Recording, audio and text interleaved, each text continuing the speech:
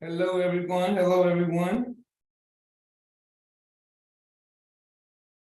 And hello, everyone on YouTube. Hello. Hello, hello, hello. How are you this evening? Doing great. What about you? I'm doing excellent. Excellent. I hope everybody travels safely. For those who Got travel. back home safe. Huh? Got back Got safe? back home safe. Ready to run. Yeah, ready to run. Good stuff. All right. If you got that conference energy, put one in the chat. You got that conference energy, that motivation, put a one in the chat if you got that conference energy and that motivation. See where you guys at. Hello, Vanessa. Miss Hamilton on YouTube, Miss Ball on YouTube. All right. Hello, Mr. Carmen, Dunbar. Jaree, Earl. 3 of y'all, that's it? 3 people? 3 people. I'm sorry, 3 people what? I said, who has that conference energy, that motivation? Because you went to the conference and you're excited. See what y'all excited about. Oh.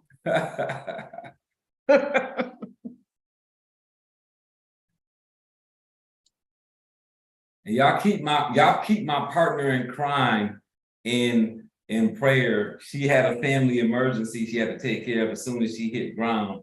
So my good friend, I call her my bestie, my partner in crime, Miss Sharanda Ivy. She is dealing with a family emergency. So nothing life-threatening, but just keep, prayer is always good no matter what's going on. So Absolutely. everybody keep Miss Sharanda in prayer. Everybody keep so true. in prayer. Yes, appreciate that.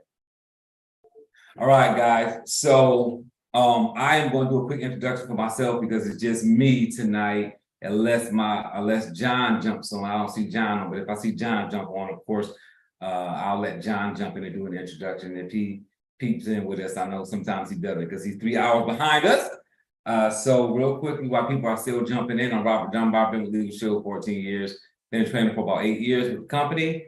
And I'm here to really just help you guys move forward in the CDLP space because it's such a different space than the regular business solutions group opening space. So things are done a little bit differently over here. You prospect a little differently over here. And I want you guys all to have somewhere to come to on Monday night. Sharanda has a call on Thursday nights for accountability in CDLP space. And it's really just to make sure that you guys have something solid that you can plug into that is CDL related. Of course, we have a Facebook page too as well that you can go to and comment and ask questions in that space as well. So I'm a 100K ring earner with the company, and I have 2 50K ring earners on my team. And we only got 1, 2, 3, 4 conference excited, motivated people on this Zoom of 25 people. Oh, and a couple on YouTube. I'm sorry. Mr. Monroe, Miss Ball on YouTube as well. Excited from the conference. So the rest of y'all, I don't know what happened to your motivation, whether y'all didn't go, I don't know what happened, but anyway, we're gonna Missed it. Were we supposed to put a 1 in the chat if we were excited? You're supposed to put a 1 in the chat. Oh, sorry. And some kind of excitement, some kind of conference motivation. I know how it is. Supposed to throw a 1 in the chat. I know how it is. I know how it is. So we're going to talk a little bit about, some more you guys training topics. But before I get into my list, I always say my list that you all created, because y'all created this list really in the beginning of the year when I asked what you guys want to be trained on. And the reason why I asked about the training motivation, because I know a lot of times you all will be like, it get to a point and it's like, I don't know, you get bogged down with life. You get, you kind of get everything gets mundane, and then that conference excites you. And then it's like, hey, I need to know how to do this. I need to know how to do that. Everybody's ready to get back in the driver's seat. So we're going to talk a little bit about what you guys are wanting to hear, what you guys want to be educated on, what you think could help you most right now. Obviously, we know, like we talked about earlier in the year, the 7 KRAs are the most important thing. If you're doing those, then you should know that your business is moving in the right place. If you're missing any of those KRAs, then those are the things that you should be working on immediately so that your business can really move in a great place. But following up quicker, learning to close looking for research, consistent time management, getting back to work after you've been sick or after you had some kind of hiatus, learning to have fun while you're prospecting, overcoming objections, cross-selling, setting appointments, having a field trainer, better sales and customer service. What else? Capitalizing on the new laws and changes in the CDLP space, understanding your paperwork, email marketing, sample emails, subject lines, selling versus informing, and then the timing of your emails. Those were all topics that in the beginning of the year, people said that they wanted to hear a little bit more on. So of course, we'll be diving in one or two of those here today. And if you heard something that I just said that's of interest to you, if you put it in the chat or raise your hand or something or the other, we can touch on that particular topic if that's something that you guys want to hear about. So again, thank you guys all for joining us on YouTube as well as Facebook. YouTube as well as just joining directly through Zoom. So we're gonna go ahead and get moving here. And like I said, if John or Sharanda does jump in, I will open up and bring them on screen so that they can help out here with any training that you guys might need. So earlier this year, when we talked about the 7 KRAs, when it comes to selling, you can apply them anywhere. So applying them in this space is really just to help you understand a little bit more on how to make sure your sales process is working correctly. So I want everybody to put a 2 in the chat if there's a link missing, not a link that you go to, but a link missing in your chain on closing your deals, right? Because as a sales agent or independent associate here with Legal Shield or PPLSI, whatever you're calling it these days, when you go out and market, you need to be marketing and then you need to be closing, right? And I hope you guys can all agree that you need to be marketing and you need to be closing. So if you feel like that there's a link missing in your chain, right? You're saying, hey, I'm going out, I'm talking to people, or maybe you're not even taking the first step, maybe you're not even going out, right? You call yourself doing the CDLP space, but you're not closing anything. You're not closing individual sales. You're not opening any groups. You're not doing anything. You're not converting anybody over into a customer, whether it be on a one-on-one basis or whether it be on a group basis. If that's the case, right, let's go ahead and put a 2 in the chat. I think I said 2, right? Yeah, it looks like that's what Earl, Zephanie, and Brenda put. So put a 2 in the chat if you're in that position. All right, come on, there go another one. 1, 2, 3, 4, 2, 5 2s. Come on, guys, come on. This is active learning, active learning. Come on, there goes some more. Put a 2 in the chat.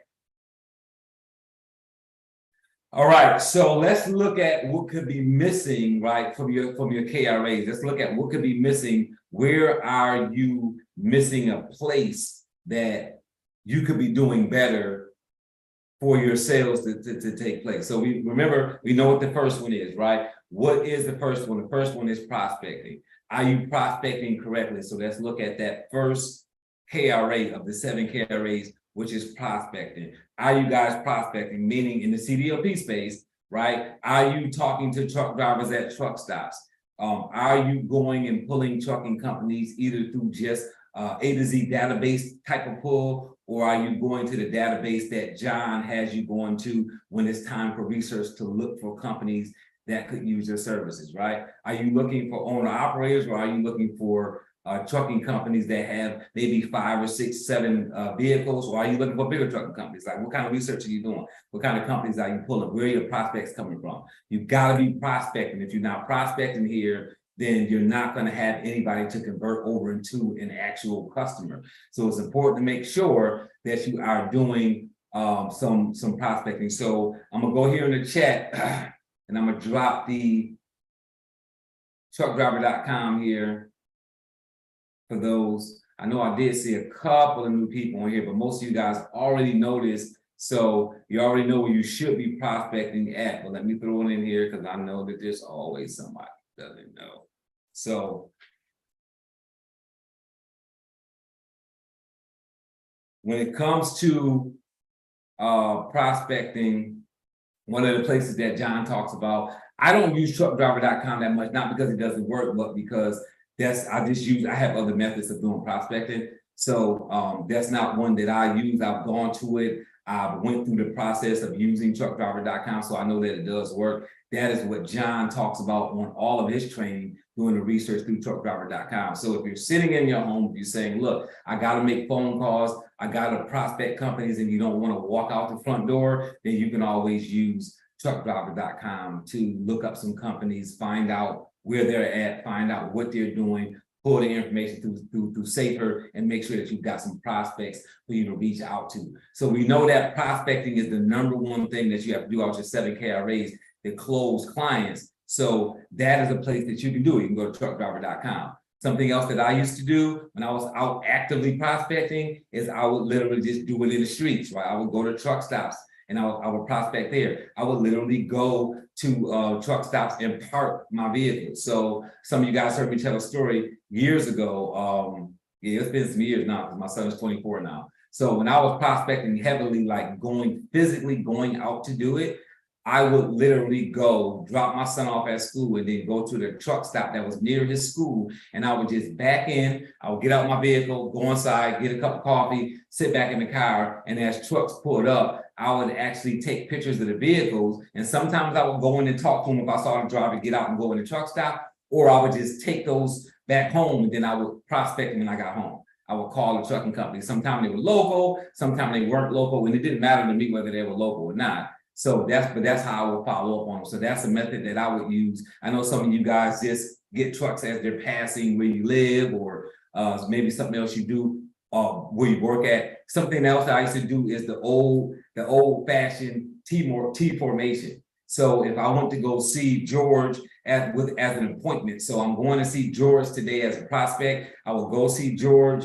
and after I finish seeing George, I would actually do the T formation, which means I will go to the business to the left of him, the closest business to the left, the closest business to the right, and then I'll go to a business across the street from him. So that way, whenever I went to an appointment, whether I was going to knock on the door or going to an actual sit-down appointment, I would also look at getting 3 more prospects by going to the left, going to the right, going across the street. That's always a method that I would use as well. So that's how I would get my prospects. You can even do that by doing just trucking companies like that. So you can say, where's the closest prospect to the left? That's a trucking company to the left of where I just came out of. Where's the closest prospect to the right? And where's the closest prospect across the street? You can do that whether it's regular group or CDLP, but of course, obviously we're talking about CDLP right now. So there's so many different ways that you can prospect or find new people, new trucking companies. Asking other people, right? What about talking to friends you know? What about talking to family you know? What about talking to other customers, even if they're not trucking company customers, right? Have you called through your active member list and just ask that question? Now, I know some of you guys are not even calling your active members because you think when you call your active members, they're going to drop the membership. I already know how that is because I used to have an active team that would tell me that all the time. I don't like calling my customer because what if they decide they want to cancel? You should not be concerned about that. Believe me, if they're going to cancel, they're going to cancel anyway.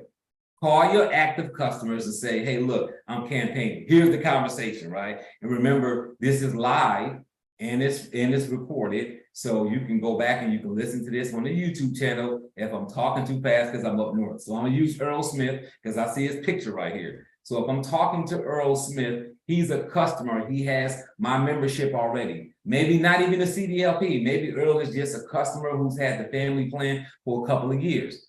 I say to Earl, I pick up the phone, I call Earl. Hey, Earl, how you doing? This is Robert Dunbar. I'm just calling to check up on you. Have you used your Legal Shield program yet? He says yes or no. And I say, hey, have you gotten your will done? Right? I'm having general conversation. You guys know how we do that. You have a general conversation with the customer, saying what their experience has been, whether it's something you can do to help them. Then I can say, hey, Earl, I got a campaign I'm about to start, and I'm looking for some people who are in the logistics space. Do you know any truck drivers? Do you know any trucking companies? Do you know anybody in that field? Because I'm looking to market a program that we have that really protects them. And right now, they're having a hard time being pulled over, being stopped, getting hit with road checks. The insurance is going up. Whatever line you want to use that we use here in this space that talks about why truck drivers need our membership, right? I'm going to say that to Earl, and then I'm going to ask him, does he know anybody in that space, right? I can get prospects from Earl that way.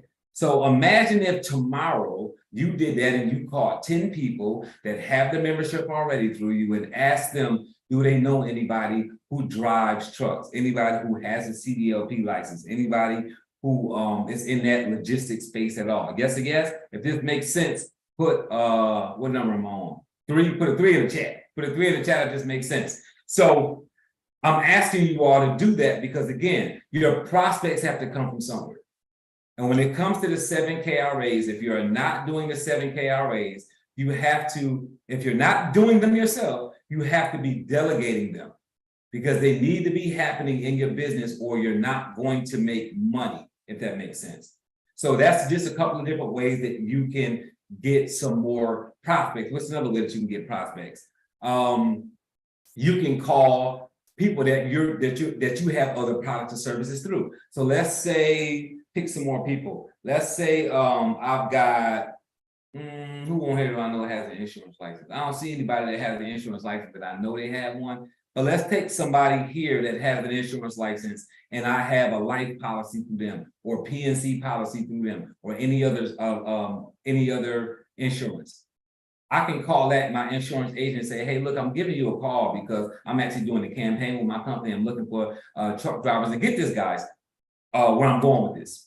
Part of where I'm going with this. I've been doing sales for, I don't know, it's got to be 2 decades at this point. I've been doing sales.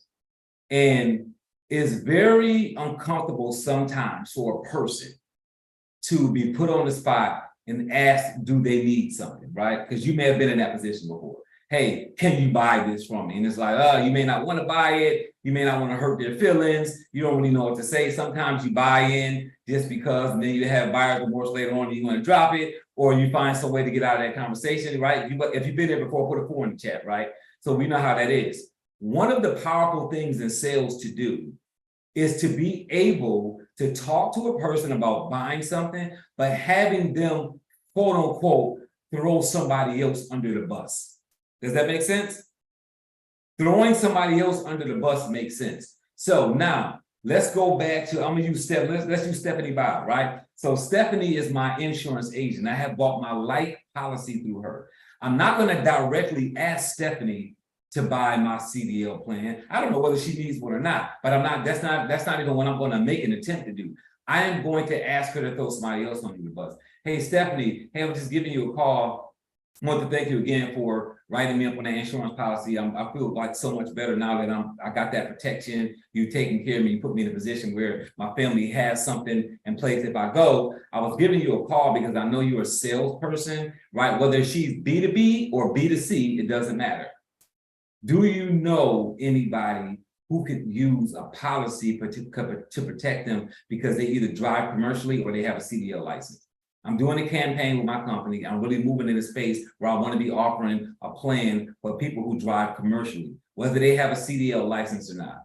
If they drive commercially, I have a program that can protect them. And just how it was important for you to reach out to me and protect me with a life insurance plan, it was really important for me to protect these drivers because they're having a hard time out here on the road. They're getting pulled over, they're getting stopped, they're getting hit with violations and citations. And in that space, particularly, if they get hit with 2 serious violations, they can get their license suspended, their livelihood could stop at that point until they get all that straightened out. So I'm looking to protect them. Do you write any insurance policies for anybody who's a truck driver or works in the logistics space? If so, it would be great if you can introduce me to them. Is this fair, guys? So what I'm asking here is to get some prospects from some people you know. How warm can you make this prospecting thing, which is the very first thing that you have to be doing when it comes to the 7 KRAs, right? It's the very first thing that you have to be doing. You have to be prospecting. So where are you going to get these prospects from if you don't like cold? Because obviously many of us don't like cold. We do cold trainings all the time and nobody ever wants to do cold prospecting, right? For whatever reason, right? They're scared, they're nervous, they don't like the hangups, they don't like to be told no or get out of here or I'm not interested. So do it warm, guys. Ask your family, ask your customer that you already have, ask people who have sold you something, right? Do the T formation when you're going into for your other prospects. Go to a truck stops and write down the trucking companies. Go to truckdriver.com. Go wherever you need to. But when you get there in that place, Get those prospects, because the very first thing you have to do is have prospects that can be converted, right? Because your conversion is where your sales come. But if there's nobody to convert, there's no sales to be made. Yes or yes? So put a 5 in the chat, that makes sense. So we got to get prospects, guys, one way or another. So make sure that you're in a position to get some new prospects as you build through your 7 KRAs. So now, what's the next thing we need to do with our KRAs, right? And for those that don't know what KRAs are, they're key result areas. And why I keep going back to them, because again, systems, right? I was talking to some people this past weekend about how important systems are. So how many of you all set goals? If you set goals to, I'm going to double my business, I'm going to do all these different things. If I put a 6 in the chat, if you say, I'm going to double my business, I'm going to write more business, I'm going to call more people, I'm going to build my team, I'm going to build my book of business, I'm going to open more groups, whatever it is that you're saying you're going to do, put a 6 in the chat, right? So it's that one. Come on, let's get some more numbers, let's get some more 6s here. Because y'all shouldn't be on here if y'all not doing that anymore, right? Let's get some 6s up there. Because if you're not even saying this to yourself, then man, you in the wrong training. You got to get in the mindset training if you're not at least doing that. So you guys are building goals. You're saying, I've got to get better at doing this thing, right? So I want you to keep in mind, now I'm asking you this goal question because I mentioned systems a second ago, right? Because the 7 KRAs are part of you having a system. Remember this line, right? We never rise to the expectation of our goals, right? We never rise to the expectation of our goals. We always fall to the level of our systems. So it doesn't matter how many goals you set. If there is not a system in place to help reach that goal, you probably won't get there, because just wanting it is not enough, right? So it's not to hurt anybody's feelings, it's not to step on toes, but it's a reality check. You cannot want, but not have a system to get you in that place. If you say, I'm going to double my calls, how are you going to double your calls if you don't have a system to do it? If you've only been doing 20, what's your system to do 40 now? Right? So the 7 KRAs is just basically giving you a system to say, if these things are in place, and it doesn't matter what you're selling, you could be selling anything. You could sell paparazzi jewelry, you can sell CDLP memberships, you can sell Mary Kay, you can sell cars, you can sell whatever you want to sell, but those KRAs have to be in place, and if they're not in place, then you're probably not doing the sales that you want and your business is not growing. You're probably not able to feed your family with just those sales. Now, I know a lot of people have a full-time job and they do sales on the side, but you cannot feed your family full-time with sales if you're not doing those 7 KRAs. And some of you guys are doing them and don't realize you're doing them, right? That's why I go over them so much, right? So now let's talk about building that rapport, right? So building that rapport. So when you're calling the person, so you've got the prospects now, because we talked about that. You've got your prospects. So now that you have your prospects, how are you building rapport? How do you do that? You build rapport by understanding the industry that you're in. In this case, CDLP, right? It's the commercial industry. It's the logistics industry. So we've talked about this. Do you have a newsletter coming into you where you can read the changes, right? Are you getting magazines like John picked up and showed you guys in the camera about a month and a half ago, right? Do you have something coming to your house that's informing you of what's happening in the logistics industry? Because you have to be able to build rapport. And I can't build rapport with Christella. I can't build rapport with Jeree. I can't build rapport with Brenda if they drive commercially or they're in the logistics field, but I can't communicate with them because I have no clue what's going on in that field. So once you have the prospect, now you have to call that prospect, but you have to be able to build rapport. And building rapport is you being able to have a conversation with them that will hold their attention, right? You have to be able to build that trust with them so that they buy from you.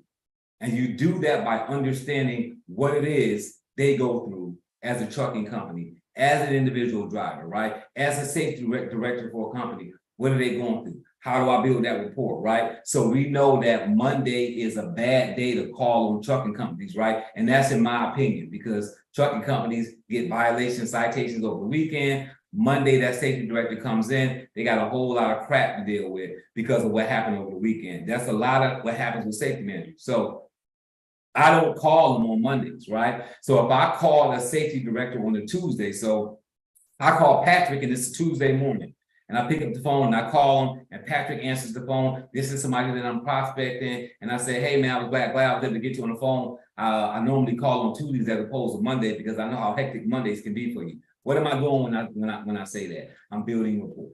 I'm letting Patrick know that I understand that Mondays is a bad day in this industry because of what people in this industry have to deal with, whether you're a safety manager, whether you're a company owner, or maybe if you're just an individual driver or owner operator.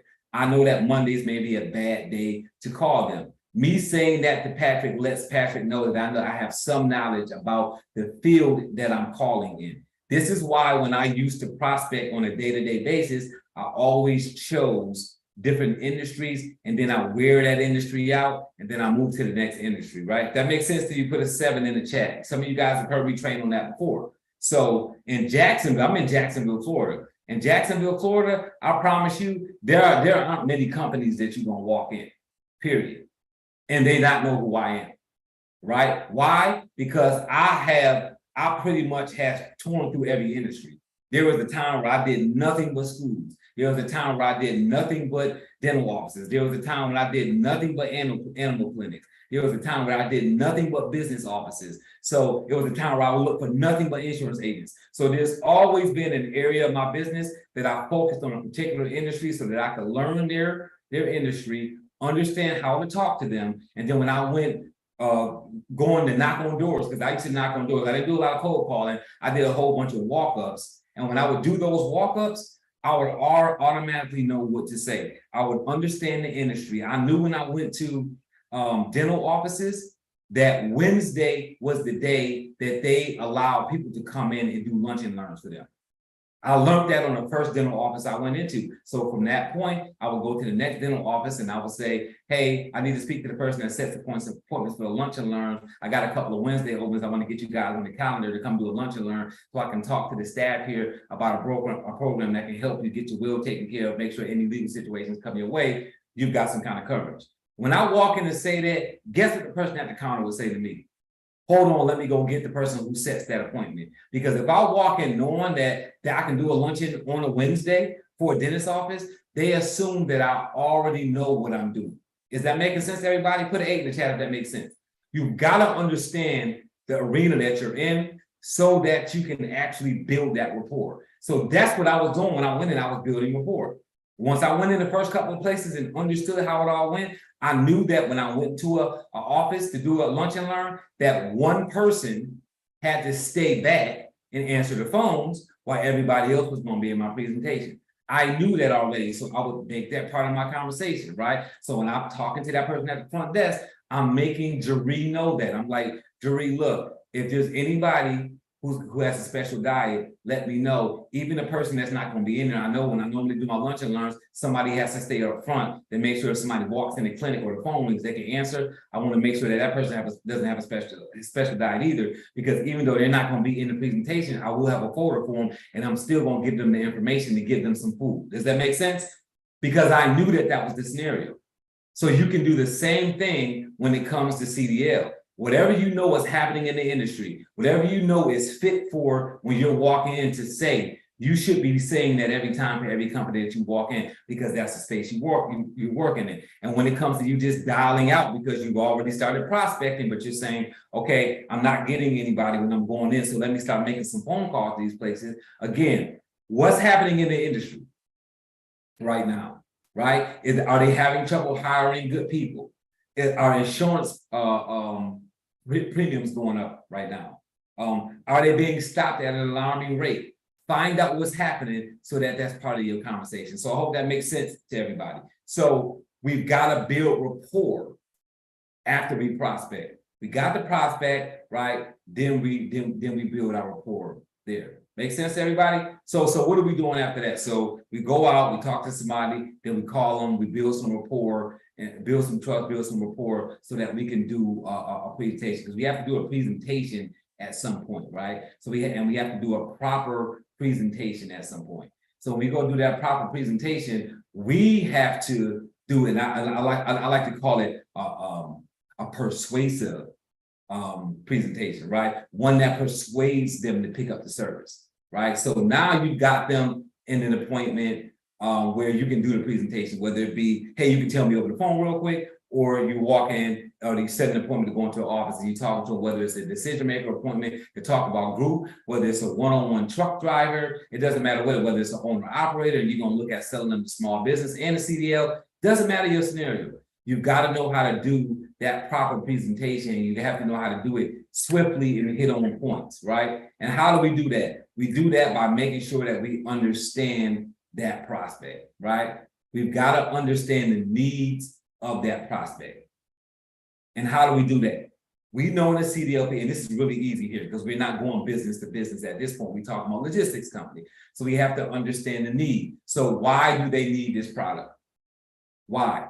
Because they're getting stopped, they're getting violated, they're getting cited, they have all kinds of things going on. They want to stay on the road when they get a citation so that they can continue to make money and have an attorney go to court for them. They want to have an adequate attorney fighting it, and a transportation attorney, not a regular attorney. It needs to be a transportation attorney fighting that citation or violation so that it can be data queued, so that it doesn't affect your safety score as bad or not at all, so that they don't increase their chance of getting an audit, so that their insurance premiums don't go up, right? So that they don't get shut down.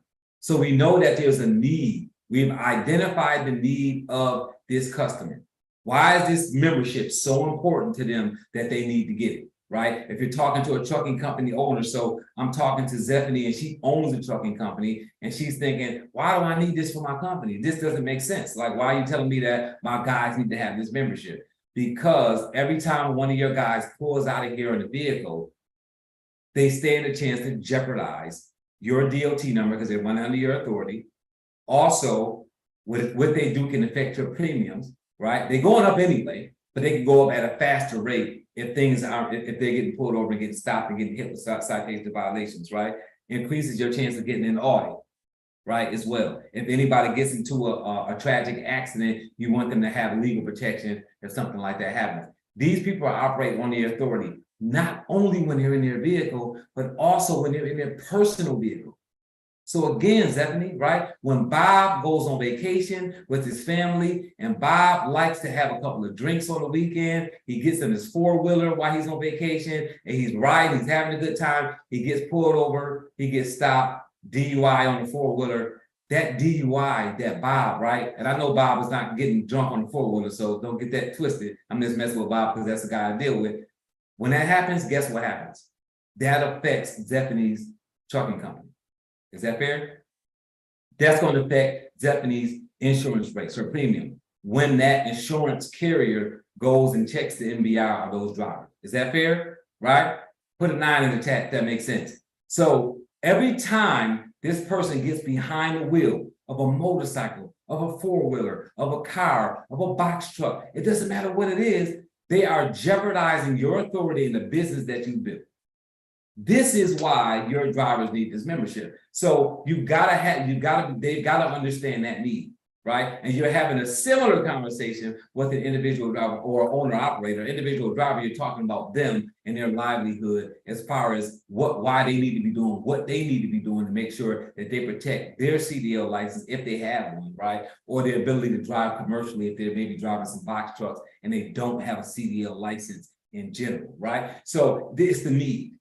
Right? Is there a need for that membership? We know in this space, identifying the need is easy for the customer, right? And you have to, and that has to go over to even when they're a prospect. Why even when they're a prospect, right? Because what happens when they're looking to drop, right? What happens when Luis Bates picks up the phone and calls me and says, hey, look, I got this membership from me 3 years ago and I haven't really used it yet. I'm thinking about going ahead and letting it go. And I say, well, why would you let the membership go? Are you still driving commercially? Yeah, I'm still driving, but I haven't used it. I said, well, I really hope that you don't use it. I hope you don't have to use it. But I want to make sure that if something happens, you do have it. Because you do understand if something happens and then you call me back to get it because it happens, it's not going to be right at no additional cost. It's going to be a 25% discount at that point. Because now you're calling me back to get it after something happened. At the end of the day, Luis, it's really costing you $30, right? Or if it's an individual membership, Luis's individual membership, it's $33, right? $33 a month to have it, which cost somewhere between $360 and $380 a year. Look, Luis, you know just like I know, if you get pulled over, you get a citation or a violation that you decide you want to turn to go to court and fight, if you call that attorney, they're gonna charge you a minimum of $400 just to represent you with no guarantee of winning in court, right? Just to go to court on your behalf and you not show up, it's gonna cost you at least $400. It just makes sense for you to keep the membership if it's only costing you for a year, because you got unlimited citation violation fighting that you can do with it, plus all the other things that come along with that. Does that make sense? So again, I understand the need of the client, right? Now, because I understand that need, when that person is looking to drop the membership, I can now tell them why they should not drop it. Understanding the need, right? All right, and we're still in the same system, the 7 KRAs, right? Because this is number 3, right? This is number 3, because the 4th one is being able to present persuasively. So 3 is you've got to identify that client first so that you can present persuasively, right? So identifying the need of that client before they're a prospect, they're as a prospect, and then once they're a client, now if they go to drop, still understanding their need, you can maybe stop it the same way you do with the family plan. Hey, look, I'm thinking I need to drop this plan, because I've gotten those calls before, right? And my number one way of saving that membership when you call, the very first thing is automatic for me, right? It turns right on when it happens. If I get on the phone and Leland says, hey, look, man, things got really tight for me. I'm gonna have to pick this membership up later on. I need to cancel it. Like, do I need to go to you to cancel this, or can I go do it on? I said, you cancel the membership, the plan? I said, have you gotten your will done yet? 9 times out of 10, the answer is no. Right now, I'll tell you what to say if the answer is no before I even go with the answer is yes. So if the person said, oh yeah, I took care, I got my will and everything taken care of, that's already done. And I say, so let me ask you a question, because I'm not looking at your account right now. Like, are you protecting, like, is it just you, or is it like a family? Who you got in your plan? If that person tells me it's a family, then you already know where I'm going. I'm going in on the safety of their family. And if it's a man, I'm pretty much going to lean on what kind of man are you if you're not going to protect your family. I'm not going to say it directly like that, but that's right. That is what I'm going to project. And you guys have to know how to project and not say, right? That's just a sales technique. If it's a woman, it's a little bit easier because women are very responsible. And for me to be able to let a woman know that, hey, hold on to this membership, you got to make sure your family is good if something happens. The last thing you need to happen is get a call at work and it's a legal situation. And now you got to get a hold of me, get the membership, and hope that it's not a 25% discount. For women, that's easy. Because women are like, they're being responsible, they're going to take care of a guy. If it's me talking to a guy, man to man, it's going to be a little bit tougher. So I'm going to have to put a little bit of pressure on the whole man thing, and you got to protect your family side. That's the same way I lean when I'm selling the CDL membership and they get the business plan and the CDL plan, and then they kind of want to hold off on the family plan. And I'm thinking, now, Leland, come on, man. You mean to tell me you're going to protect your business?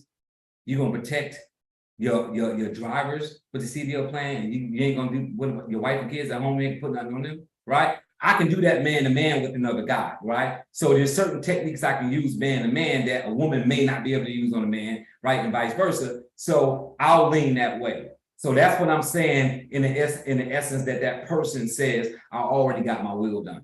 What if that person doesn't have their will done? That's where I'm standing. Leland wants to cancel. I'm leading, look, gotta get your will done, man. They do the will in 3 to 5 business days. Like, I don't know when your cycle ends, but I can check it for you.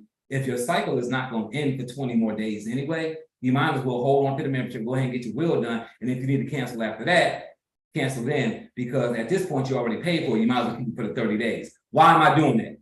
Because 9 times out of 10, probably 9.5 times out of 10, Leland is either going to not get his will done still, but hold on to the membership, or he's going to get his will done. And after that, he's not dropping that membership. After he calls that law firm, after he fills out that paperwork, after he gets that will back in about 7 days, he's not letting that membership go. Does that make sense, guys? So you've got to know how to save that membership with the same method that you get that membership, right? That's part of you doing the 7 KRAs when you're in that space. So presenting persuasively, that is you just going and saying, hey, I gotta do a proper presentation. And guys, in the CDLP space, that's real easy. It's simply you just presenting the membership and understanding what you're talking about. Do you know how to present this membership? Do you know how to present this membership persuasively? Do you know why it helps them?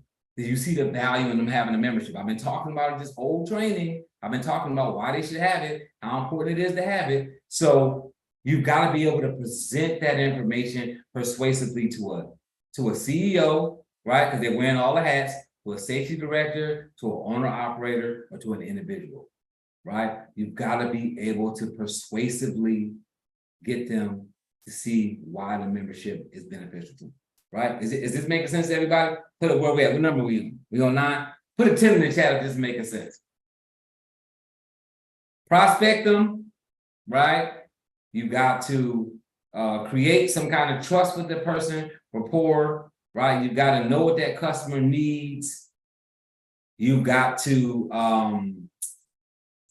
know what they need, present persuasively, and I don't think we're gonna have time for 3 more, but I'll try to get in. So yeah. So we got some people that understand, right? 10s. You know what I should have done too? You guys bear with me 30 seconds.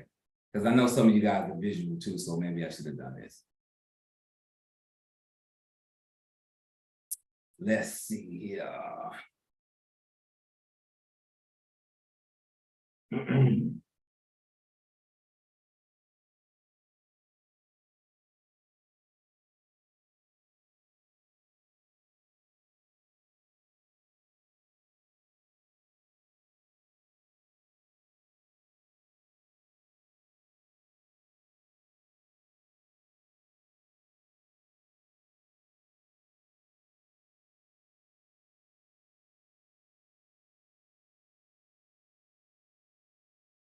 And I sent this out already to everybody. I may push it out again. I may just push that email that I sent out before to you guys again so that you have it. But I should have showed you guys this just so you guys could get another, just another quick look at it here.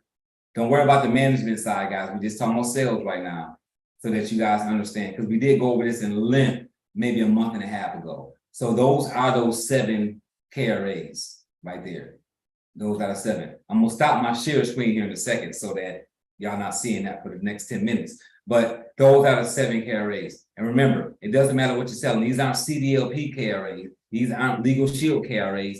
This is sales in general. I don't care what kind of sales you're doing. You're supposed to prospect, build rapport, identify the needs, present persuasively, answer objections patiently, close the sale, and then get resales and referrals, right? Everybody got that? So I'm gonna shut that down real quick so that it's not holding up the whole screen, right?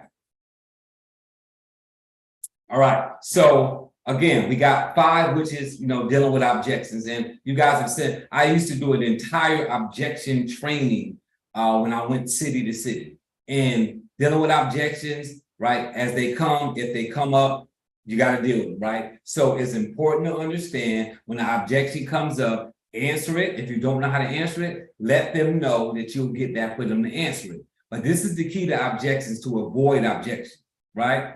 This is how we avoid objections. Whenever you get an objection, always make it your business to write that objection down and put it into your presentation. So now you're saying, I have to go back to number 4, which is present persuasively. And how do you present persuasively? By adding the objections to your presentation, right? Adding objections to your presentation. So what is one of the objections that we hear in this space, right? I've been driving for 20 years. I've never gotten a violation. I've never gotten a citation. I don't need nothing like that. I know how to drive. I've never gotten pulled over. I don't have those issues, right? You hear those things in this space. So I started making that a part of the presentation because I got tired of hearing that, right? Add the objections to the presentation. That is how you keep it. And this is really important when you're doing groups too, because when you're in a group space, all it takes is for somebody, and you guys can, some of y'all can attest to this because it's happened to you guys in that field. All it takes for a person to do this, raise their hand and ask a stupid question. And when they raise their hand and ask a stupid question, guess what happens? The people who are writing or the people who are almost sold, now you got to start all over. You got to get them back up here all over again. So you're doing your presentation in that group setting, and right, they're going up. The levels are going up on them. They're getting close to the sign. Some of them got their pen in their hand. right? Some of them are already writing on the application. They put the date already, they put their name, they put some information that they know, they in the process. So if you've done an enrollment and you saw people start to get into the process, put 11 in the chat so you know how that feeling. You know that you're presenting persuasively because you're doing that enrollment. You start to see those drivers writing on that paper and you getting excited and your presentation is getting better, and then some fool raise their hand and ask some stupid question. And when they ask that stupid question and you go to answer it, people put their pens down. They stop writing. How do you avoid that? What's one way to avoid that? By when you hear objections, put them in your presentation so that the stupid person doesn't ask the stupid question and stop the smart people from writing. Does that make sense? That's what we got to learn to do. So if somebody says to me, oh, I don't need this because I already know, if I've heard that a couple of times, I'm no longer going to let that stop my presentation. So when I'm presenting to a group of people or just somebody one-on-one, I'm going to say, look, one of the biggest objections I hear about having a membership like this is, I've got a great record. I've never gotten pulled over. I never got stopped. I'm a good driver. I say, look, let me explain something to you. Being a good driver does not stop an officer from pulling you over. You can get pulled over for nothing. Because luck has been on your side and you have not gotten pulled over, that's fantastic. But wouldn't you hate to get pulled over and then be in a position where you say, man, you know what, I got pulled over and now I don't have that membership, I'm gonna have to pay to get it taken care of. This is not about you're going to get in trouble with something. This is not about I'm giving you this membership because I know you're going to get stopped. This is about prevention. You're getting this membership to prevent a bad situation from happening. Is your CDL license or is your lifestyle of commercial driving worth jeopardizing when it's only costing you $360 to $380 a year to have this protection? It only makes sense to have it. So if you're the person in the room that's thinking, I've been driving 20 years and I have never gotten pulled over, guess what? You know that that's not how this industry works in general. So don't put somebody else in jeopardy by saying that you never got pulled over because you know it's a chance that they might. And I would hate for them to not have the membership because you were lucky enough not to get pulled over. Yes, yes? So you got to know how to add these objections to your presentation so that it doesn't come out in an objection and stop people from writing. Because it'll happen. It happens every day. So present persuasively, but know that if an objection comes up, know how to deal with it when it comes up. That's one thing, but also know, let me add this to my presentation because it keeps coming up. Right? What's one of the objections that come up when you go on to open up a group? Do we pay for this membership for the truck drivers? That's a common question. So instead of letting them ask that question, we just throw it in there. We throw that objection in our presentation. So this is how it works. Some of my trucking companies, they see so much value in protecting their authority that they just go ahead and pay for the membership for the drivers, because what they're thinking is, look, I got 10 drivers at $30 a driver, that's $300 a month.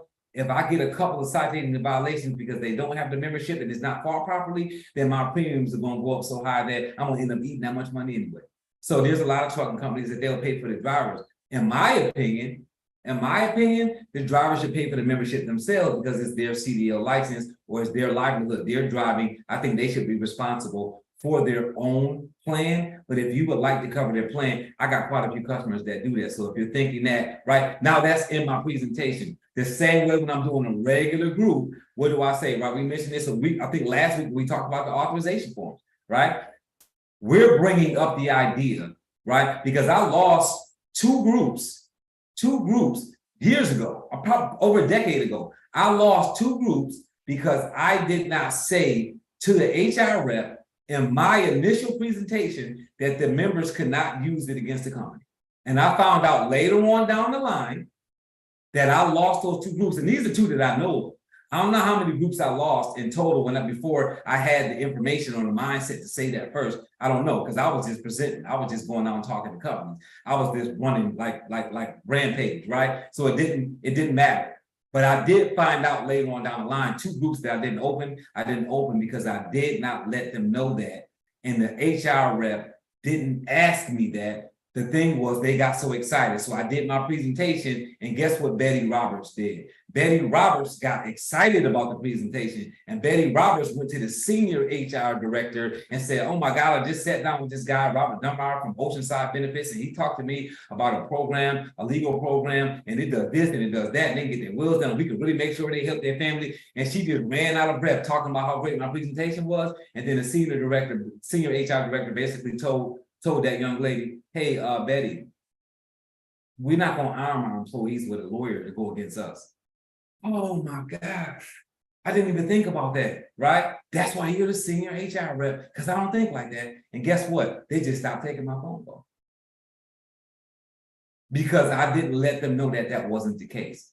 And now somebody else is going to go into that company and open it up as a group who had more sense to say to that HR rep during that presentation that the members can't use it against the company.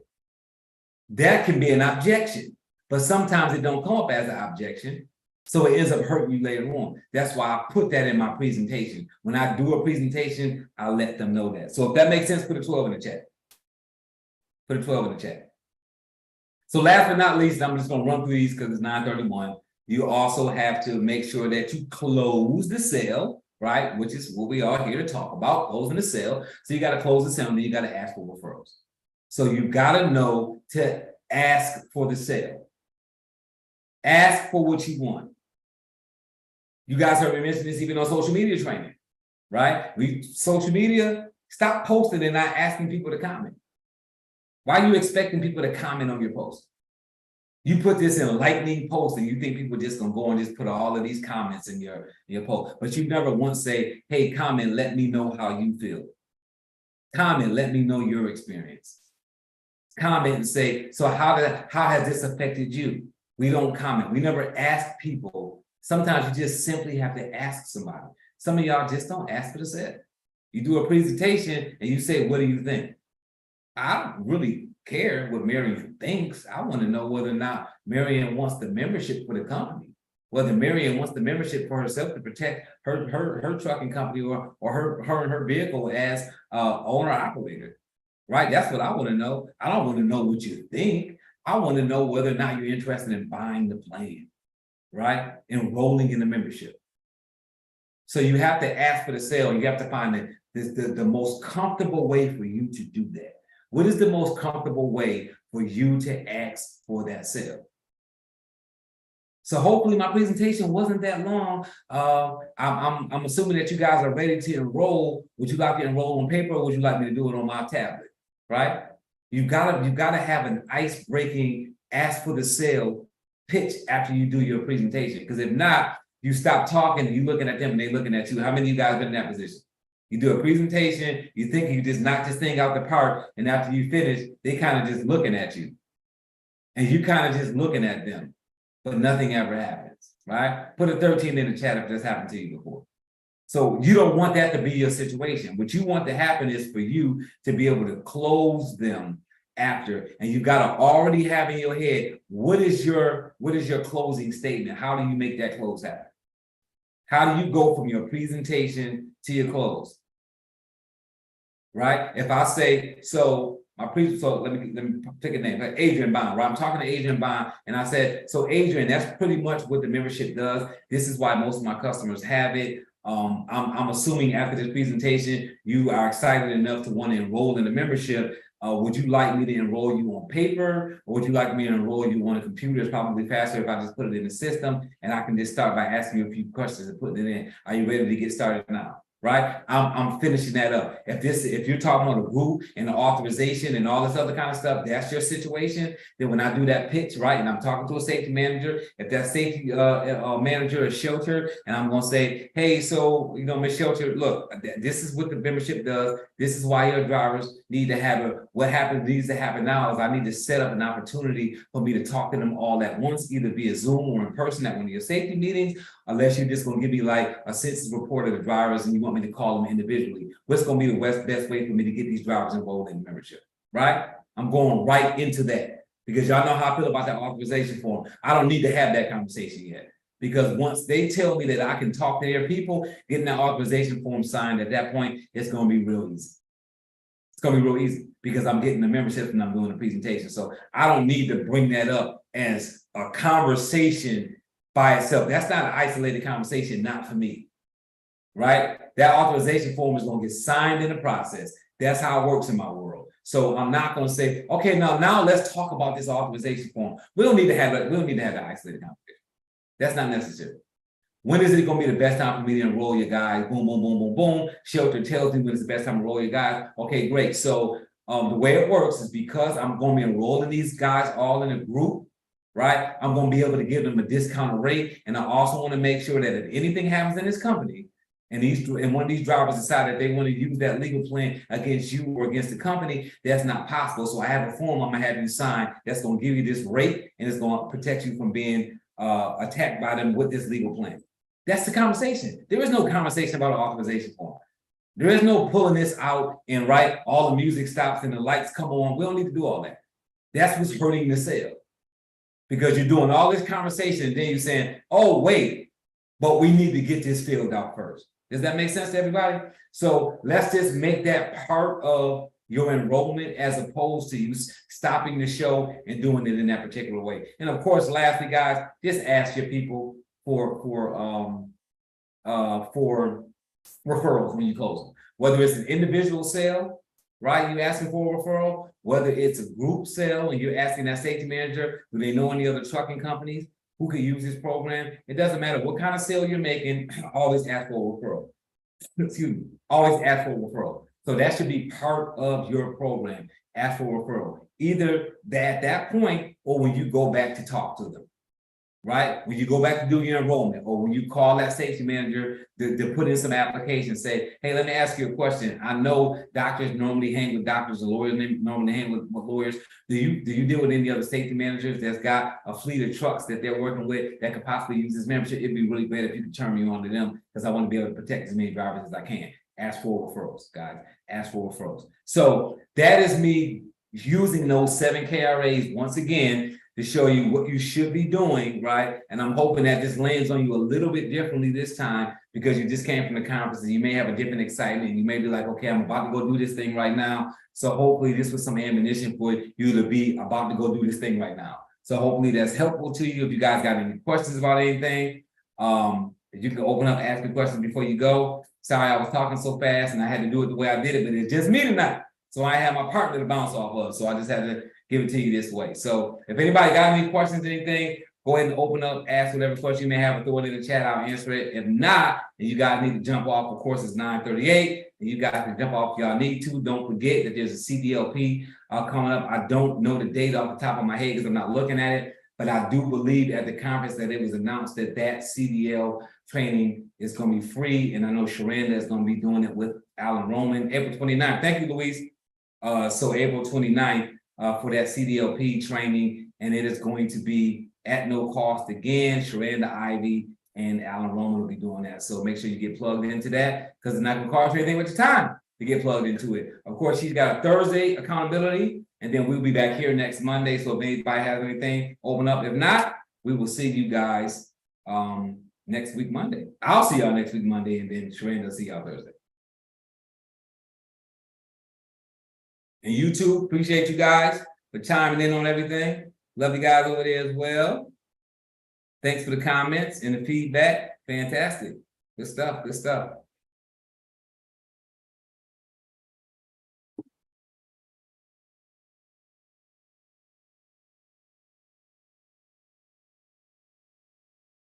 You're welcome, everybody. And I'm talking to the chat comments. Thank you. You're welcome. Were you at the conference? I was not. No, you wasn't going there. I was supposed to be coming, man, but I'm so swamped over here with work. I just couldn't. I kept trying to leave to go pull off because I was driving over there. It's not far from me. Right. I'm just driving, but it's like I got like several different projects going on over here. I said I'm now doing this Black Business Development Center here in Jacksonville, and yeah, it's taking a lot of time, and I'm handling the education part of that construction. Yeah, I know you had a lot. Yeah, so I got a lot going on top of what I already got going on. Like I didn't need nothing else to make me busy. I know. Yeah, yeah, You yeah. tried. Yeah, my 16-year-old he always keep me busy because I gotta take him to work and all that kind of stuff. So Tell him that's take the bus. his life is making me busier than I already am. Tell him take the bus, son. Huh? Tell him take the bus. Yeah, that's it. That's it. So yeah, and I'll see you tomorrow night, Stephanie. I mean, Yeah, yeah. yeah. Yeah, I'm in Georgia. I saw what's her name? Oh my gosh, what's her name? You had hooked us up together. Say that again. I saw her yesterday. You had hooked us up together. She always watching TikTok and all this stuff. What's the name again? Oh, somebody I put you with one of the trainings you talking about? Yeah, on the training. Yeah. She lives in New York. Oh, you talking about I can't forget think of her her. name right now. I'm so glad she Yeah. hearing me not think of her name. I know you're talking about Caribbean. From Yes, the island, lives in New York. I didn't know she was from the Caribbean. I was like, you're a Caribbean girl, dude? Yeah. She's from Caribbean. Yeah, absolutely.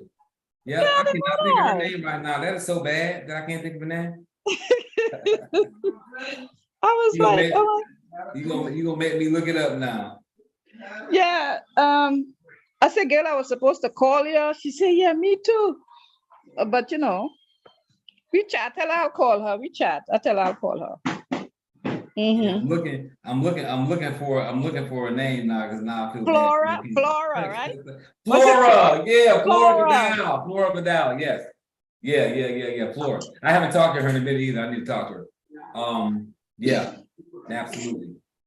Flora. Flora Vidal. Yeah, So that's Flora. the deal.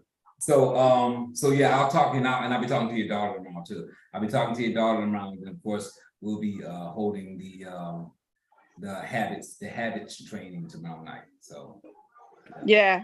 we'll be good. Okay. Alrighty. I'm in Y'all be Georgia. soon.